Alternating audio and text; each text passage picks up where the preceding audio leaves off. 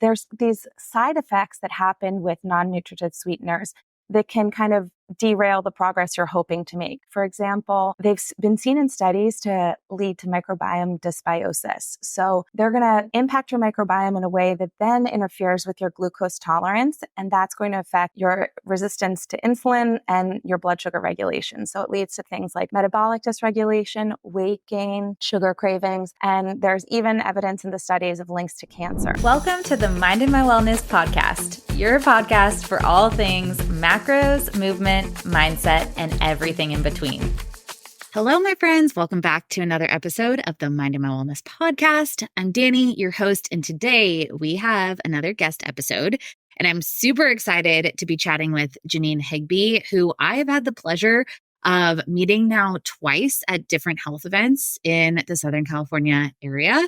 And I've really gotten to know her and her practice, and she is a wealth of knowledge. Janine is a licensed dietitian nutritionist with a master's in integrative and functional nutrition who specializes in women's health, focusing primarily on hormones and fertility through early motherhood at her clinical practice, JH Wellness.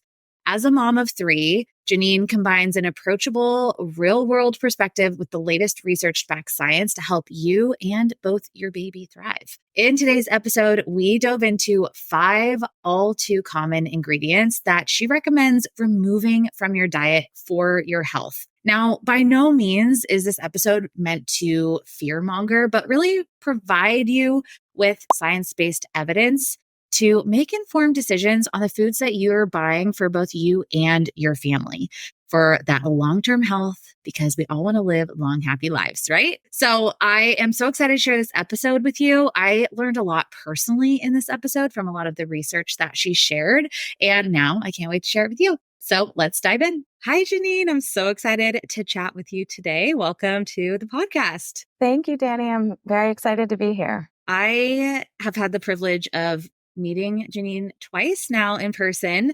That's actually how we met, was through an event, an in-person event in LA. And now I've gotten to hang out with you twice, and it's been such a pleasure. And as I've gotten to know you through those events and really dive into a lot of the work that you're doing, I'm so excited to have you on the podcast today, specifically to talk about some foods that you recommend avoiding or being cognizant of in your diet. I think especially in the realm that I'm in, when we're really looking at like macros and so many different, macro lenses people can go through for my vertical in particular. And what I really pride myself on is quality foods and, focusing on those nutrient dense foods, also being aware and having knowledge of foods that are potentially causing harm to our bodies. So I'm really excited to dive into this. I know this is a hot topic across my audience. I get a lot of questions about foods to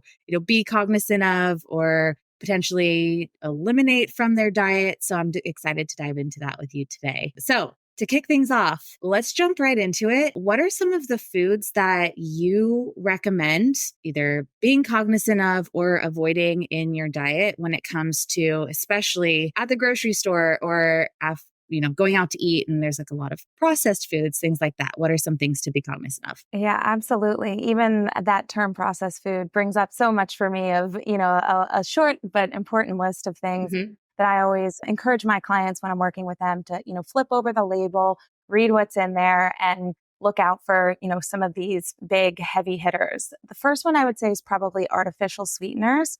So we know of these as these non-caloric sweeteners like sucralose and aspartame. Basically, they're used to sweeten foods and beverages in place of sugar. And when we're looking at things like trying to maybe cut calories or reduce sugar intake, I think it seems like this wonderful cheat code that people want to reach for, but like all things, if it sounds too good to be true, it just might be. There's these side effects that happen with non-nutritive sweeteners that can kind of derail the progress you're hoping to make. For example, they've been seen in studies to lead to microbiome dysbiosis. So they're going to impact your microbiome in a way that then interferes with your glucose tolerance, and that's going to affect your resistance to insulin and your blood sugar regulation. So it leads to things like metabolic dysregulation, weight gain, sugar cravings, and there's even evidence in the studies of links to cancer. So I encourage my clients, they want this, sweetened food without the calories. Well, I would say your best options there are probably to have in moderation something like a plant-based non-nutritive sweetener. We call these natural sweeteners, and that would be things like stevia or monk fruit. And even there, I would say in limited quantities. I think my main goal is always to work with clients to adjust their palate. So if we can get away from adding these things to, say, coffee or cereal or yogurts or oatmeal, these things that we're having on a regular basis, that's priority number one, because then you're going to enjoy these foods more and you're not used to this hyper sweet palate. Yeah, I struggle with sweets. It's, once you get going, I mean, especially being pregnant, it's been hard because I'm very conscious of those sweeteners. But then, of course, pregnancy cravings come along. And I've noticed that as I'm eating more of them, I just want more of them. And it's this like perpetuating cycle. Yep. But then as you start to really wean some of that out, then you're like, oh my gosh, I feel so much better. And I'm also not craving it. Question for you in terms of sugar. So sugar is a form of carbohydrates. What are some of the negative consequences that can come from overdoing it with your sugar consumption? Sure. So there's certainly several different aspects we can look at, but one that comes to mind is this sort of dopamine reward cycle, where if you're having things like excess sugar, but also excess artificial sweeteners, it's triggering that reward center and it's releasing that dopamine. And this kind of ties into what you said. It dampens your response to it. So you build up this tolerance and then you need more and more. And that ties into that addiction of sugar and artificial sweeteners as well. So that's certainly one component. And then I think the more obvious one, the one that we think of, is just this tie to metabolic syndrome, diabetes, and weight gain. And I would also add into that this whole category of PCOS, because in my practice, I work with so many women with hormonal dysregulation. And a big part of that is PCOS. And I kind of call that this like sister to diabetes or this cousin to diabetes.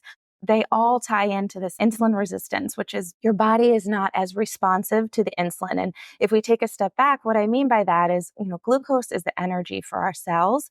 But when we eat, it has to get from our bloodstream into our cells to be used as energy. If it can't get into that cell, that's what we refer to as high blood sugar, and that's synonymous with diabetes. And so insulin is the key that unlocks the cell to get that insulin from the bloodstream into our cells where we can use it. And if we're having excess ultra refined, ultra processed foods, sugars, things like that, it can lead to insulin resistance. So basically our body is not as efficient at opening those cells to let the glucose out of the bloodstream and feel energy, which is, a huge part of the point of eating. And so you don't feel good and you're resistant to it. And then you need more and more. And insulin's a growth hormone. So it can also lead to weight gain or resistance to weight loss. Okay. What are your thoughts on sweeteners like honey or maple syrup? I think, I'm not about all or nothing, right? And so I think we need to have something. I can't just keep restricting without giving someone an option, right?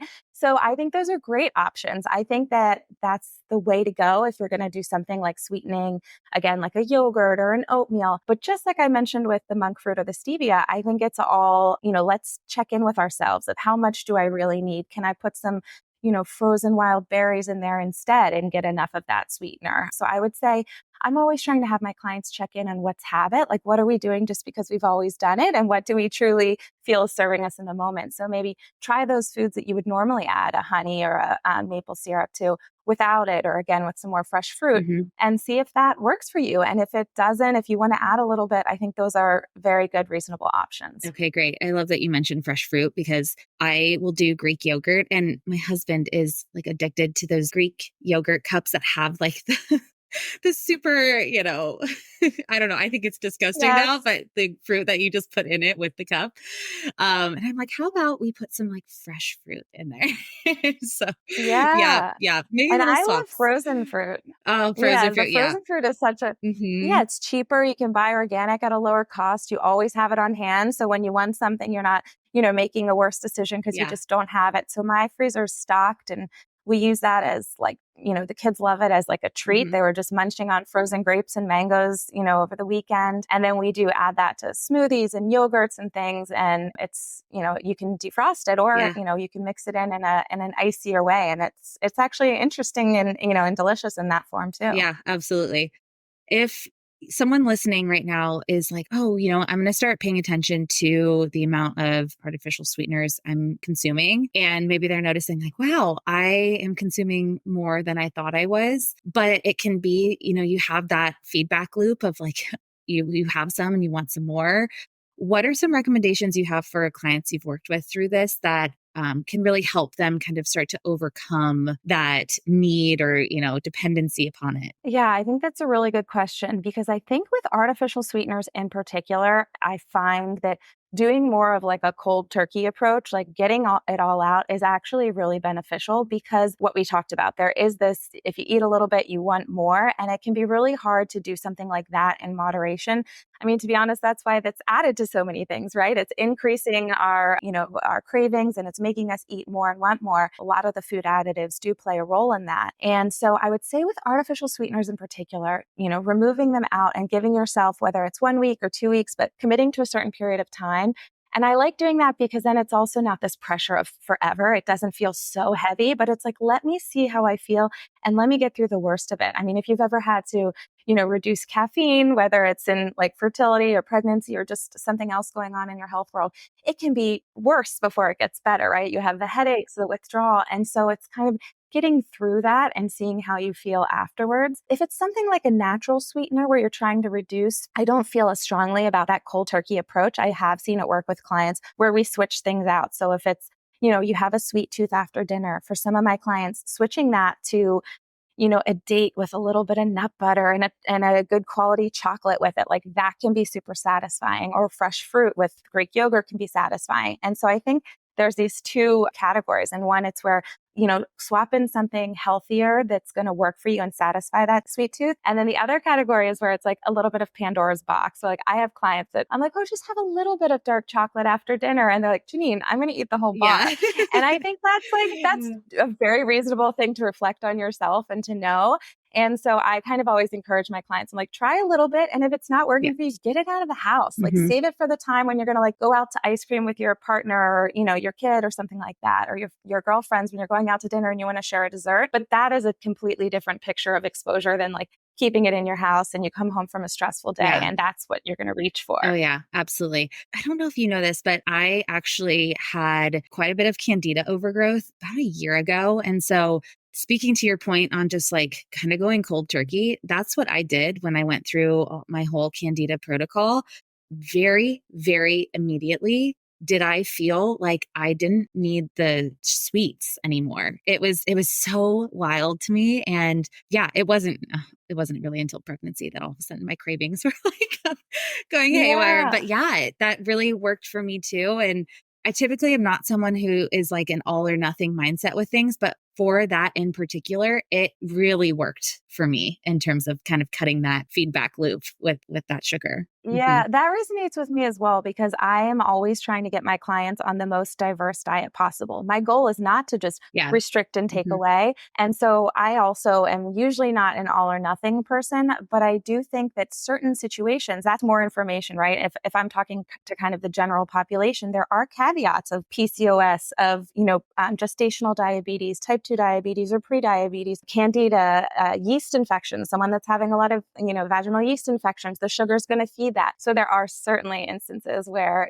we take it one step farther. We have more information, so we need to tweak it a little bit and be a little bit more committal when we take it out. Absolutely. All right. So first one, we talked about artificial sweeteners in depth here. What would be number two? Well, one that kind of came up in my mind as we were talking was I alluded to these like additives in foods. And I would say one that comes up a lot in the clientele that I'm working with is artificial colors. These things like yellow number 5, number 6, or red 40 is a big one that, it's all over TikTok. Yeah. And these are food dyes that are in ultra processed foods. So things like traditional breakfast cereals and icings, and I should say typical, not traditional breakfast cereals, icings, beverages like Gatorade. These food dyes, if you Google it, you're going to see both sides of the argument for sure. People are passionate on both sides of the aisle here on whether or not they're as detrimental as, the rest of us seem to think. And I would say that the research is pretty clear that they are linked to cancer, hyperactivity, inattentiveness, and restlessness in children. But where we kind of get into the gray area is that it seems like some kids are not as affected. So we have this category of unaffected children and then this category of more sensitive children. And so, do I want to expose my kids to something like that when I don't know if it's the spectrum and I don't know how sensitive they are? For me, I'd rather cut those out. And, certainly we go to a birthday party. I'm sure there's some of the stuff in the icing of the cake that's served. And so, there's a time and a place. But again, going back to control the things you can control. What do you keep in your home? What do you want to be aware of limiting? What do you want to look for on a label?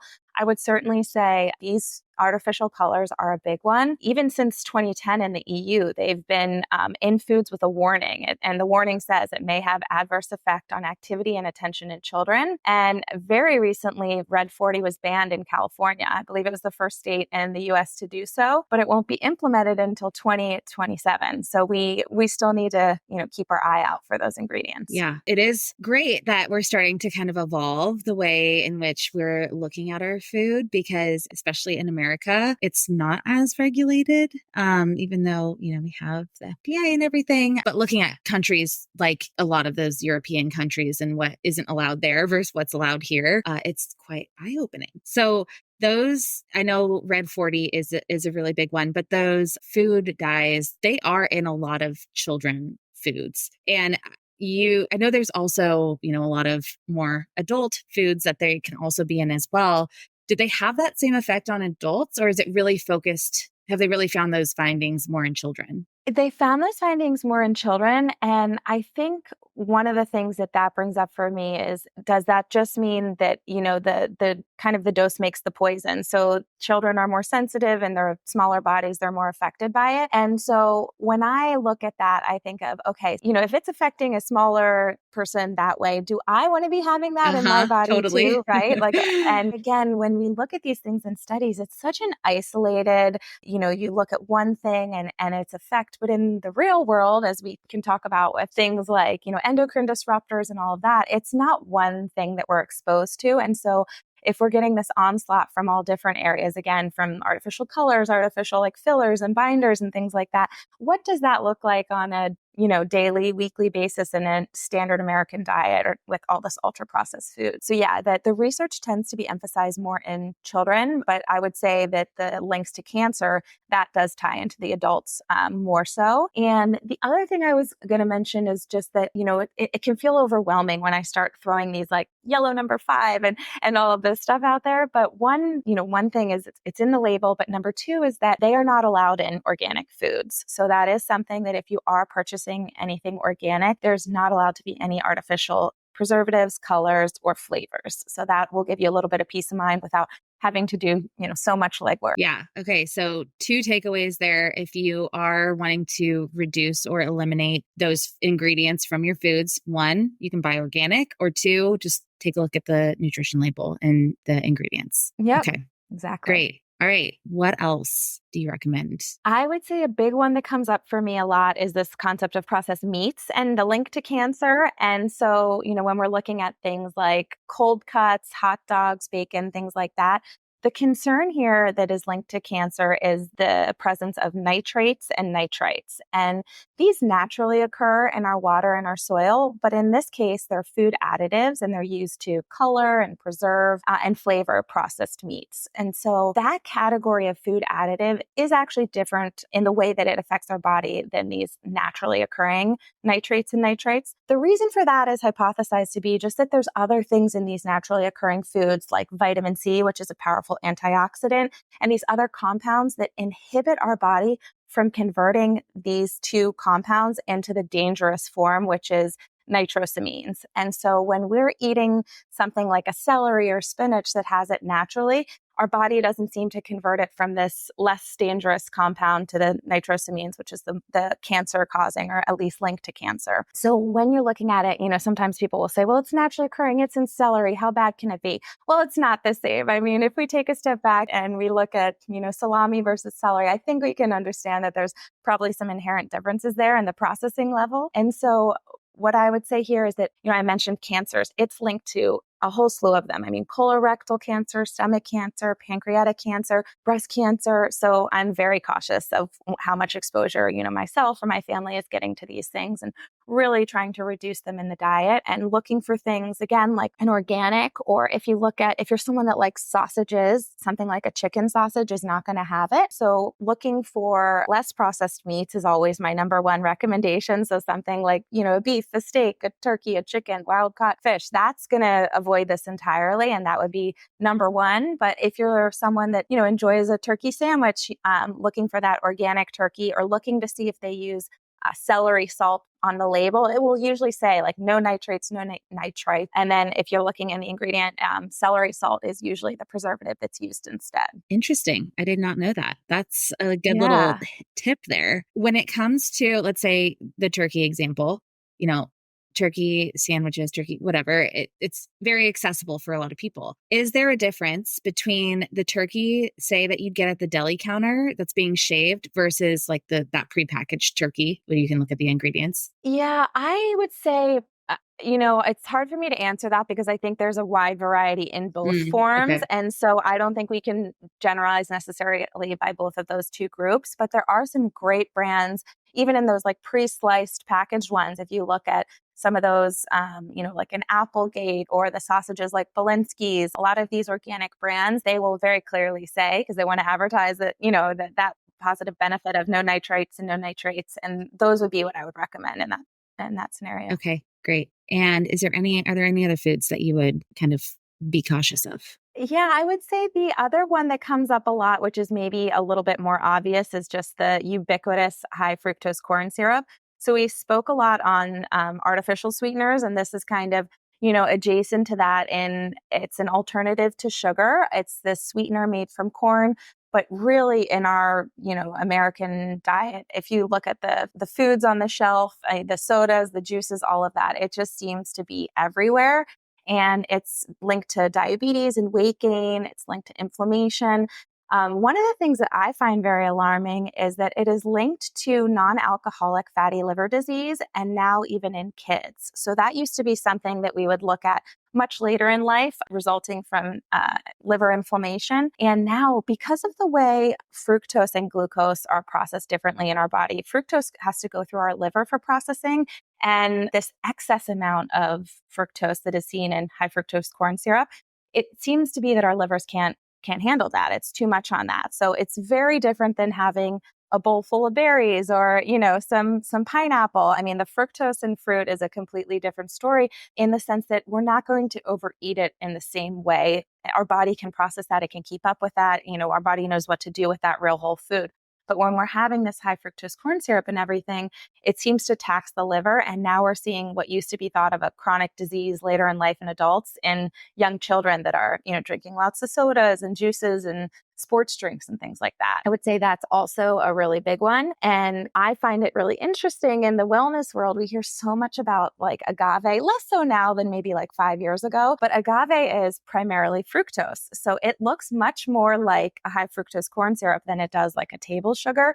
And it processed through our liver in the same way. So, I'm always avoiding agave. And I think that's one where sometimes people are making that swap thinking they're doing something better for themselves, but it's actually, it's not the right choice in that moment. Oh my gosh. I didn't know that. How sneaky. Cause I see it used all the time as like a healthy alternative sweetener, like a honey or something like that. Yeah. Yeah. Wow. I know. It's so interesting. High fructose corn syrup tends to be used in either 42% or 55% fructose, and then the rest is glucose. Whereas agave, it's usually around 80% fructose. I mean, Wow. it can range from like, I think I read 55 to 90%, but it's typically around the 80% Oof. mark. And yeah, and there's been studies, like there's one study that looked at 32 obese or overweight individuals, and they gave them either a fructose sweetened drink or a glucose sweetened drink. And we think of glucose, that's what we associate with diabetes. And that's what we're trying to like limit.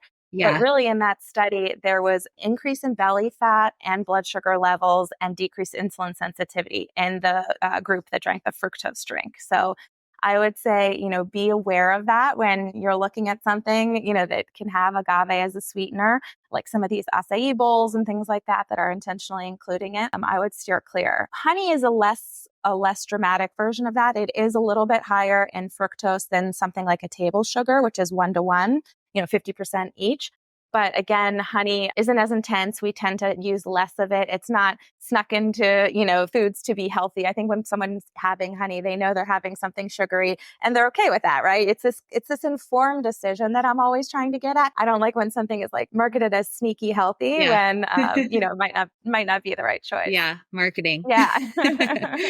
Yeah. I love that, there's this awareness of high fructose corn syrup. I think that this is like a big one that more people are probably aware of now because of packaging. There's just a lot of call outs when there isn't high fructose corn syrup now. What are some common foods that you have seen that might be surprising that carry high fructose corn syrup? Sorry, I'm putting you on the spot here. No, it's good, but two just came to mind. Things like ketchup, things like Mm, yogurt, things like any of your sauces, like your barbecue sauce, your teriyaki mm, sauce. Again, all these things were like if you flip the label over and some of these, yogurts is a great example. You might as well go enjoy Ben and Jerry's, right? Like if someone wants to have that amount of sugar because they're looking for something sweet and it's an occasional treat, by all means, great. But what I don't want is for someone to be like slogging through yogurt because they think it's healthy for them and they're getting more sugar than ice cream or a Snickers bar or something. So I would say those types of, because you're going to see it in candy and packaged sweets and stuff like that. But I would say like sauces, dips, yogurts, those are the ones where people are just trying to make good choices, flavor their food. yeah. And that's where it kind of sneaks I in. love that you said yogurt because that is one I see a lot too with my clients where it's an easy protein source for a lot of people, especially when they're trying to get more protein in their diet, but not all yogurt is created equal. So that's something too that I have to educate as well in terms of that because a lot of those yogurts that you'll find at the grocery store do carry so much sugar in them. Great. And that's a marketing one too. I Hmm. mean, you put a picture of a fruit on the front and it looks healthy, and then all of Yep. a sudden you turn it over, it's like 24 grams of sugar Yep. or something. Yep. Amazing. Is there one more that you have? Yeah, I would say another one is MSG. So that's similar to high fructose corn syrup. I feel like that's kind of talked about a little bit more. It's this flavor enhancer that's used in restaurant foods and canned foods and deli meats. And similar to artificial sweeteners that we talked about in the beginning, it's this excitotoxin. So it overstimulates neurons, and can actually lead to death of brain cells. So it's this very excitatory thing in our body, and it can have this negative effect. I mean, that sounds very doom and gloom and scary, but even on a lesser intensity, I mean, it can induce hunger and carb cravings, just like we talked about earlier with the sugar and the artificial sugars. So it can really impact people differently as well. I mean, some people are extra sensitive to it where they'll have like nausea and breathing problems. But even if you're not someone that is hypersensitive to it, it will have some of these negative effects like the metabolic cascade of hunger and carb cravings. And actually, as I'm saying that now, it's reminding me of a point that sometimes when I'm working with a client and they're feeling symptoms from a food like that, like, if they're eating something and they feel terrible after they have it, it's almost like a superpower. It's like you're getting warned of the detrimental effect on your body that someone else is eating. And it's this like silent, the silent killer, the silent negative effect. And so it is interesting, just like we talked about with the hyperactivity in kids, and there's kind of this sensitive component of or sensitive subset of the population. Same thing with MSG, but I would say like those are the wonderful flags that are waving and are going to encourage a change in behavior. Whereas if you're not feeling the effects, it can be a little bit harder to stay motivated on, removing all these things. Absolutely. So that's a great point, because if you are noticing that you're having these biofeedback flags that are kind of just waving in your face, maybe keep like a food journal and start to pay attention to those foods that are causing it. And then you can dive into those foods if they have more ingredients than just one, to see if there's like a commonality there. Yeah, I love that idea, because I do think, for as much as information is out there, it's still what's relevant to you as the individual. Mm-hmm. And so what affects you. And I mean, I always encourage clients, a food journal is a great aspect. And then when you can make those links, it can be so motivating. I mean, when I'm working with women, especially like in the PCOS category, that I'm encouraging to remove gluten and dairy, and they're like, oh, I don't want to do it. I'm like, look, just give me a few weeks, because if you remove it and you start to feel better, like it's sold itself. Yeah. I'm not going to be convincing you of this. Yeah. And it happens time and time again where someone's like, wow, my skin is so much better. My energy is so much better. Like my joints aren't achy. And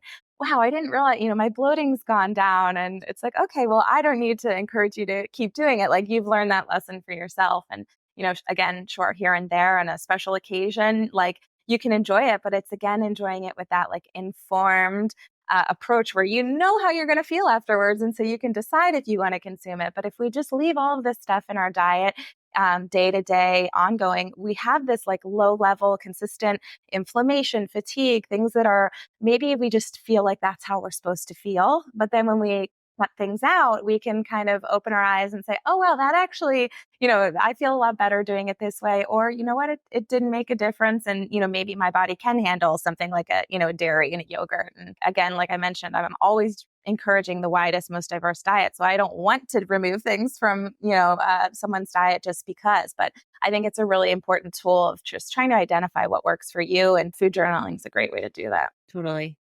Amazing. Well, this was really helpful. I learned a lot in this episode, so I absolutely love talking to you.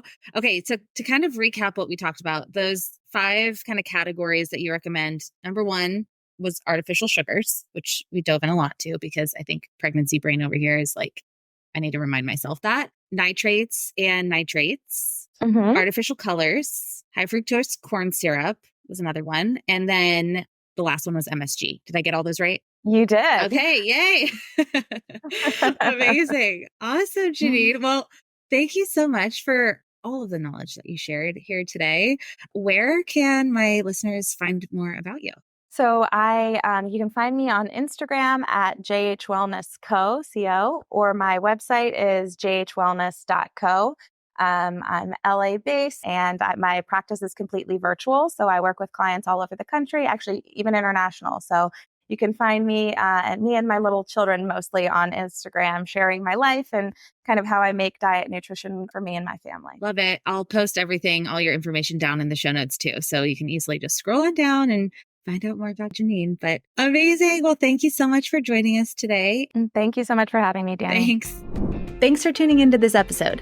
Make sure to hit that subscribe button to follow along and catch all future episodes to help you look and feel like the best version of you. I'll see you in the next episode.